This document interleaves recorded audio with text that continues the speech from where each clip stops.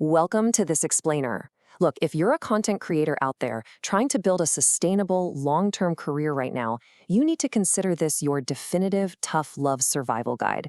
We're navigating a ridiculously challenging algorithm-driven economy in 2026, and honestly, the old rules of just posting good videos and crossing your fingers simply don't apply anymore. We're going to break down exactly what it takes to survive and succeed out there using the latest data and strategies from across the entire industry. All right, let's kick things off with a pretty brutal reality check. According to the 2025 Creator Ecosystem Report, an astounding 78% of working creators are currently saying that burnout is actively impacting their motivation, their physical health, and their mental well-being. If you're feeling totally exhausted right now, I need you to understand something. This is not a personal failure on your part. In our industry, burnout has become a literal occupational hazard. It is a category-defining problem that's completely reshaping where the money actually flows. And this brilliantly illustrates exactly who is hurting the most. Check out that middle tier. Creators sitting between 50,000 and 500,000 followers are getting squeezed the absolute hardest. Why? Well, it's because they're juggling full-time demands just to keep up with the algorithm, but they completely lack the team infrastructure and the hired help that top-tier creators rely on. Hobbyists don't feel it as much because it's not paying their rent, but that middle tier, that is where the burnout is hyper-concentrated. Okay, let's dive into this playbook so we can help you avoid becoming just another burnout statistic.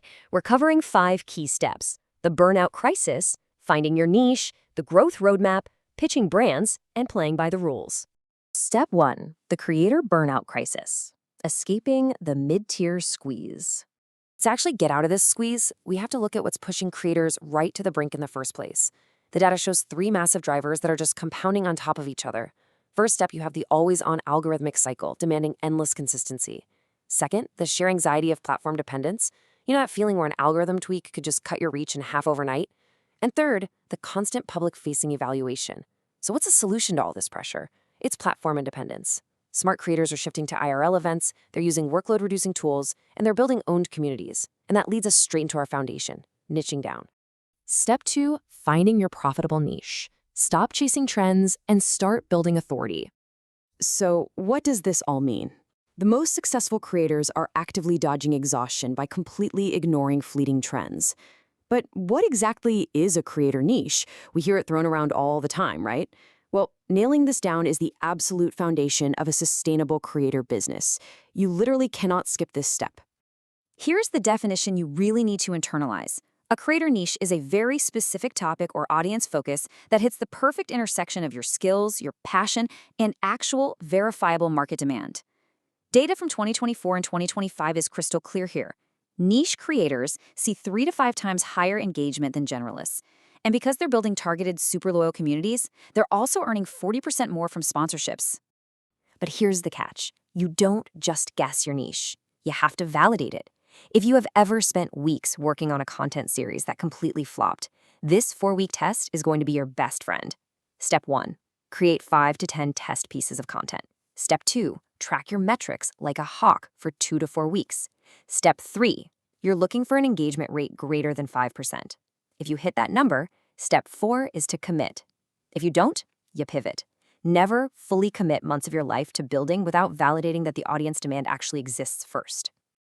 Step 3, the growth roadmap, a quarter-by-quarter plan to full-time status. Let's move ahead and see how this builds.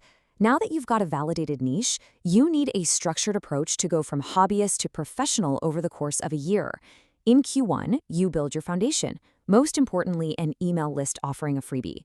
In Q2, you start monetizing early. We're talking affiliate links and a simple $29 digital product connected right to that freebie funnel. In Q3, you refine your data and launch a recognizable signature series to really draw in followers. And finally, in Q4, you package the whole shebang into a media kit and start pitching brands so you can replace your 9-to-5 income.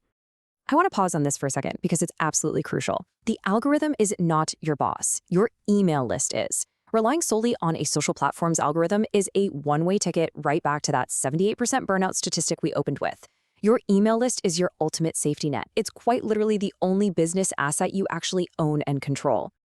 Step 4, pitching brands like partners, reframing the sales mindset.